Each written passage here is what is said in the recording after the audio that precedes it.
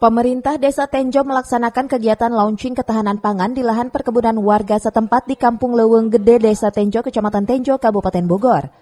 Sementara itu, pemerintah Desa Tenjo melaunching ketahanan pangan tersebut untuk pemenuhan kebutuhan pangan diserahkan kepada masyarakat.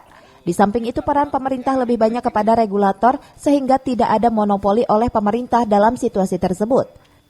Sementara menurut Kepala Desa Tenjo, ada sekitar 5.000 meter untuk dijadikan lahan penanaman berbagai tanaman. Selain itu, pemerintah Desa Tenjo memberikan sebuah mesin traktor untuk para petani Gapoktan. Pemerintah Desa Tenjo mengadakan launching ketahanan pangan hortikultura di Kampung Leuweung Gede, RT 01 RW 03, Desa Tenjo.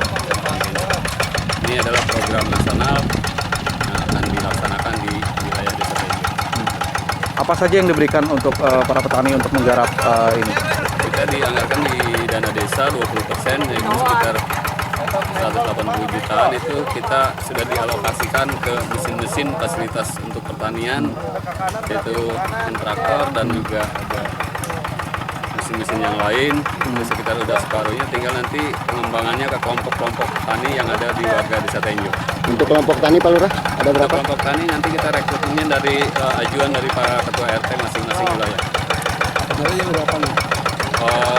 Kita keseluruhan Pak di warga Tenjo boleh sama haknya, yang penting kita mempunyai bidang lahan untuk pertanian tersebut.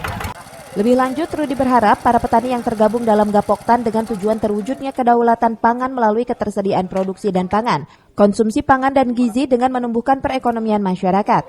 Dari Tenjo, Kabupaten Bogor, Iwan Setiawan melaporkan.